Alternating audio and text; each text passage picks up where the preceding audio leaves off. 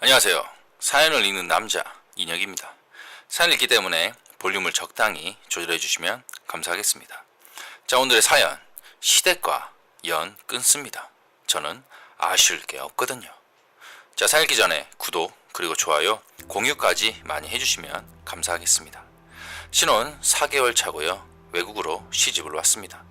저 또한 외국에서 일을 하다 출장차 남편의 나라에 가게 되었고, 거기서 만나 한 달에 한 번씩 비행기 타고 가며 1년 동안 장거리 후 결혼을 하였습니다. 남편의 가족은 어머님, 아주버님, 남편 딱 3명이고 한국에 이모님 댁 있다고 하며 아버님 쪽 식구들과는 어머님과 불화로 안 보시고 사신다고 합니다. 첫 번째, 결혼 준비 문제. 어머님이 줄 게 없으시다며 다 생략하고 간단히 하자고 했습니다. 그냥 서로 가방 시계만 주고받는다고 했는데 자기 언니랑 오빠는 옛날 사람이라 좀 챙겨야 될 것 같다고 했습니다. 그래서 700만 원 정도 보냈습니다. 나 받은 거 아무것도 없고, 집 또한 남편이랑 저랑 반반 하기로 했습니다. 가구 전자제품 2천만 원 정도 제가 다 채워 넣었고, 비자 신청비 1천만 원, 오빠 차 바꿀 때 1천만 원 등 엄마 아빠 도움도 좀 많이 받았네요. 그냥 사람 좋으면 됐다며 남편 또한 너무 아들같이 매일매일 전화하자고 하며 둘은 너무 행복합니다.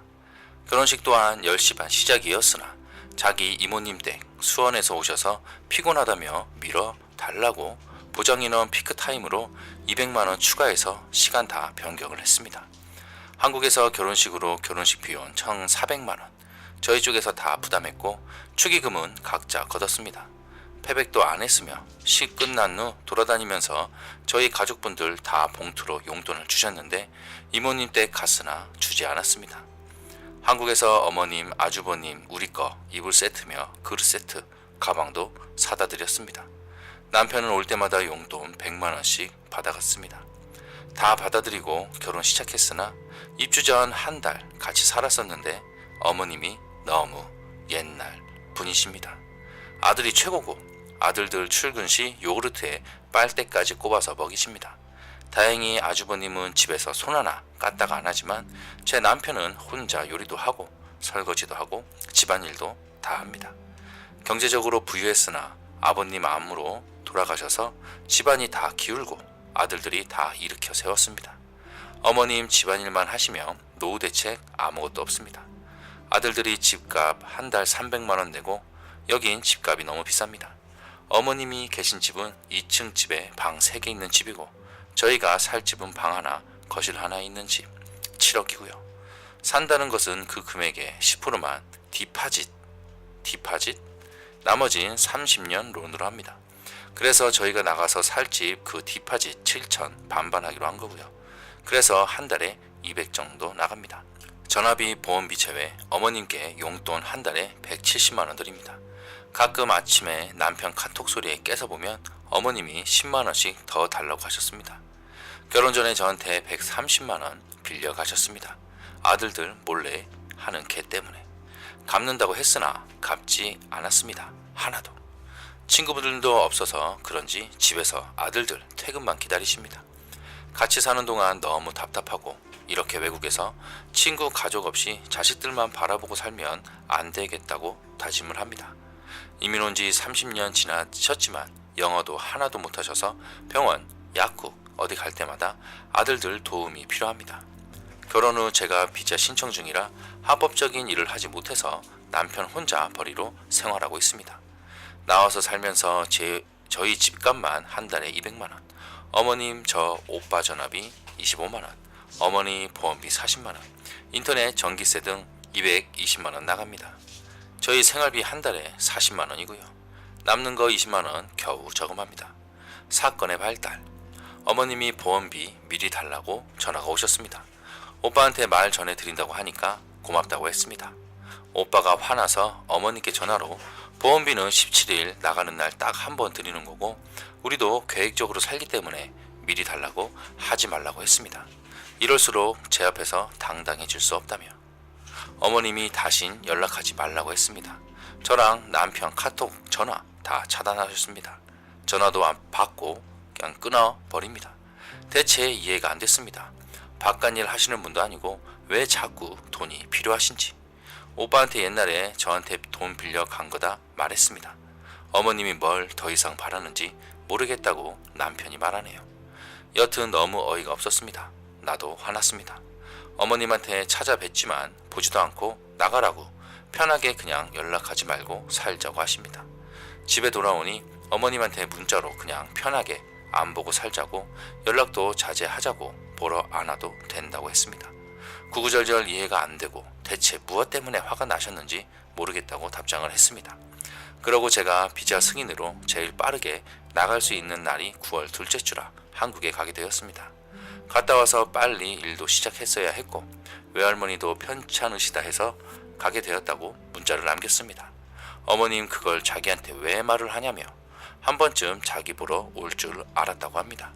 형식적인 거 하지 말라고 하시네요.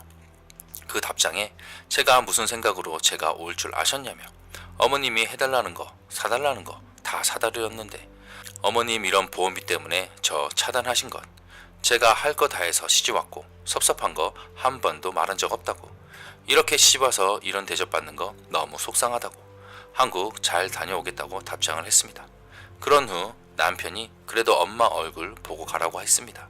그래서 내가 무슨 잘못을 했냐며 싸움은 둘이 해놓고 어머님 저 태도가 어머님으로서 할 행동이냐며 이때까지 오빠 나 어머님한테 잘내드렸고 보험비 안 준다는 것도 아니고 미리 못 드리겠다고 한 걸로 저렇게 차단하고 뒤돌아서시는 게 엄마로서 어머님으로서 나는 도저히 이해가 안 되며 내가 초반에 착한 며느리병 걸려서 잘해드려서 그런지 내가 수그리고 들어오시길 바라는데 나는 잘못 하나 없고 우리 부모님이 오빠한테 해줬던 것처럼 우리 결혼 생활에 서포트 해주신 것처럼 바란 것도 없다고 하니까 그래도 가족이잖아 드립을 치길래 오빠는 내 선택이었지만 오빠네 가족은 내 선택이 아니었고 가족은 무슨 어머님 본지 이제 1년 넘었고 서로 조심스러워야 되는 거 아니냐고 저런 어머님이 날 대하는 태도로 날 무시하는 거라고 피 하나 안 섞였다고 하니까 아무 말을 못하네요. 그래서 안 보고 살고 싶다고 했습니다.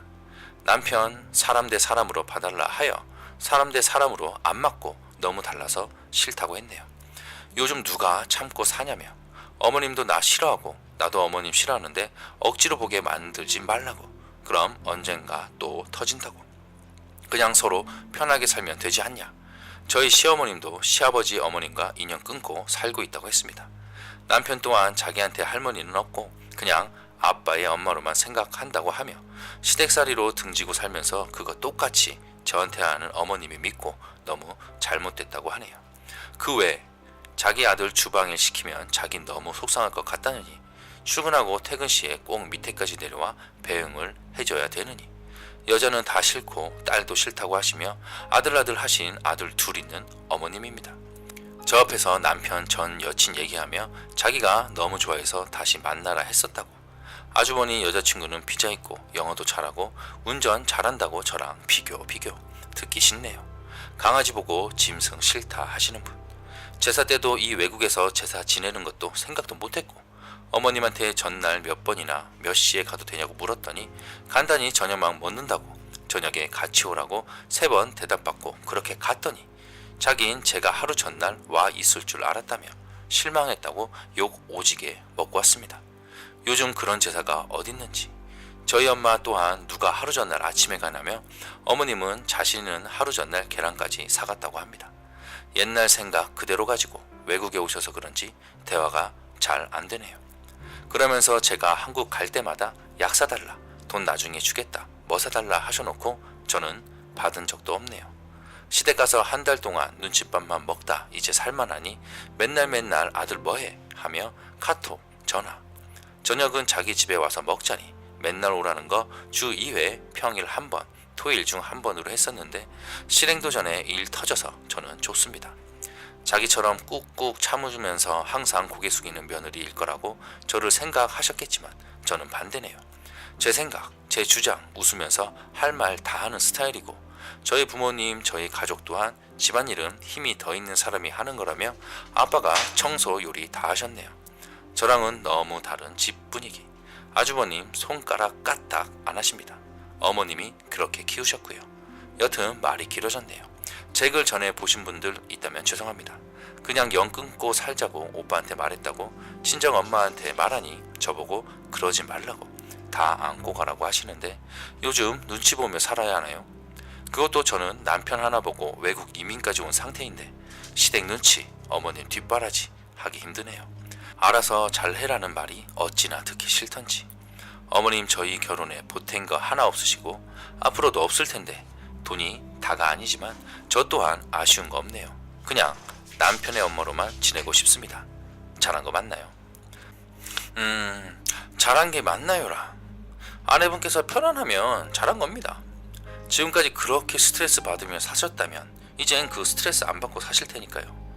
남편이 시댁 안 본다고 해도 할 말이 지금 없잖아요. 된 거죠 뭐. 뭐 있나요? 효도는 남편에게 하라고 하시고 시댁과는 안녕 하시기 바랍니다.